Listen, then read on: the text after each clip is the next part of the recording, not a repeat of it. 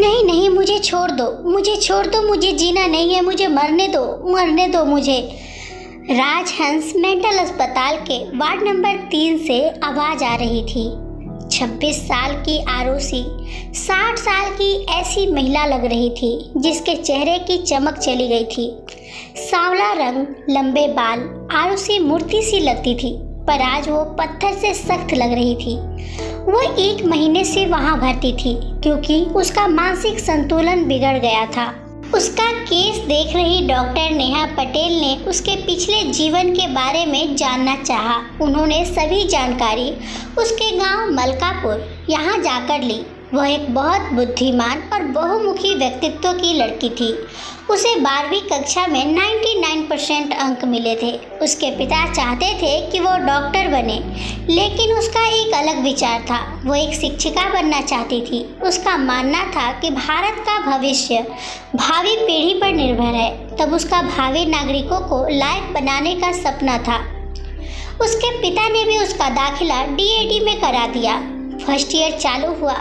2 महीने में ही वो कॉलेज में मशहूर हो गई। सांवली होने के बावजूद वो गायन, चित्रकला और सभी कलाओं में पारंगत थी।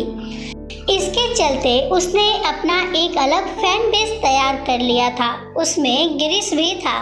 गिरीश बहुत सुंदर, गोरा कद, काठी में लंबा, पैसे वाले घराने का बेटा था। वह इस क्षेत्र में कैसे आया, यह तो प्रश्न चिन्ह था ही। कॉलेज की सभी लड़कियां उस पर फिदा थी, लेकिन उसका ध्यान सिर्फ आरुषि पर था। उसे उसके बिना कुछ भी सोचता नहीं था।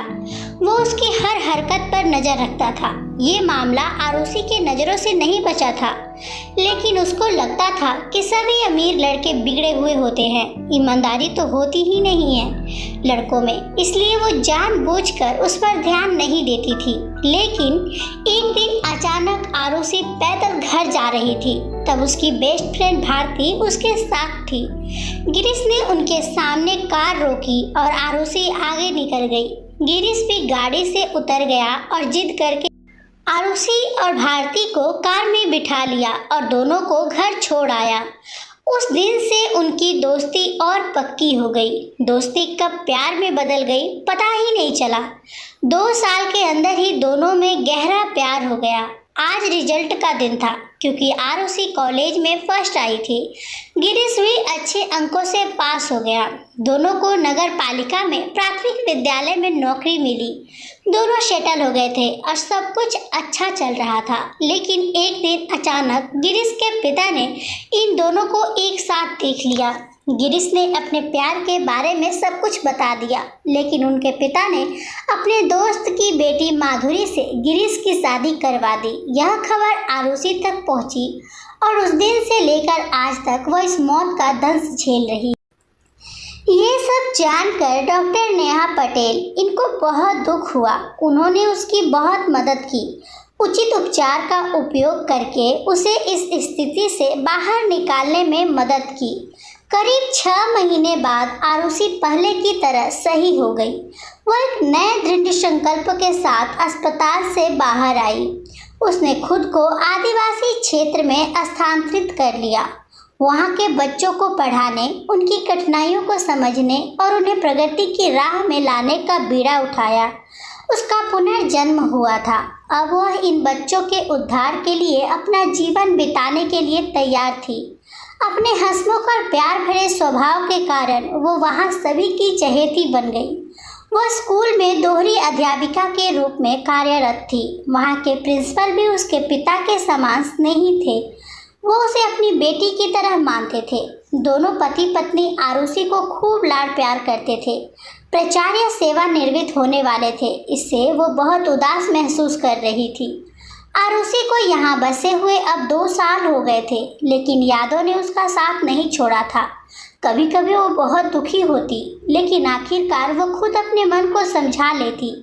आखिर प्राचार्य के सेवानिवृत्त होने का दिन आ ही गया। बेहद भावुक हृदय से उन्हें विदाई दी गई। गांव वालों ने बड़ा आयोजन किया। आरुषि अकेली रह गई। उस दिन वो बहुत रोई। अगले दिन जब वो स्कूल गई तो उसे पता चला कि एक नए शिक्षक स्कूल में आए हैं। सरपंच शिक्षक को स्कूल ले आए। उसे अपनी आंखों पर विश्वास नहीं हो रहा था क्योंकि वो नया शिक्षक गिरीश था। उसने अपने चेहरे पर कोई भाव नहीं दिखाया। उसने स्वागत समारोह आयोजित किया। सरपंच और ग्रामीण गए समारोह में। अब तो आरुषि से नहीं रहा गया। उसने उससे पूछा, तुम यहाँ क्यों आए हो? तुमने मुझे फंसाया और अब तुम देखने आए हो कि मैं जिंदा हूँ या मर गई। ये कहते हुए उसकी आंखों से लगातार आंसू बह रहे थे। गिरीश की आंखों से भी आंसू बह रहे थे। गिरीश बोला, अरे सिर्फ मुझे एक बार अपना पक्ष रखने का मौका तो दो। और वो बोलने लगा, पिताजी ने मेरी कुछ नहीं सुनी और मेरी शादी करवा दी। मैंने उसे सब कुछ बता दिया था कि मैं सिर्फ आरुषि से प्यार करता हूँ। मैं तुम्हें अपने दिल में जगह नहीं दे सकता। वो भी कुछ नहीं बोली, वो समझदार थी। 2 महीने बाद बाजार जाते समय अचानक उसका एक्सीडेंट हो गया और वो इस दुनिया से चली गई। मैं क्या करूं, मुझे कुछ समझ में नहीं आ रहा था। उसके सारे काम पूरे करके मैंने तुम्हारा पता लगाया और स्थानांतरण आवेदन प्रस्तुत किया। बड़ी मेहनत से मुझे ये स्कूल मिली। तुमसे दूर होकर भी मुझे कभी खुशी नहीं हुई। मैं अपनी बाकी की ज़िंदगी तुम्हारे साथ बिताना चाहता हूँ Aarushi. Will you marry me Aarushi? Aarushi ने जल्दी से गिरीश को गले लगा लिया। गिरीश ने कहा कि नियति को भी यही मंजूर था।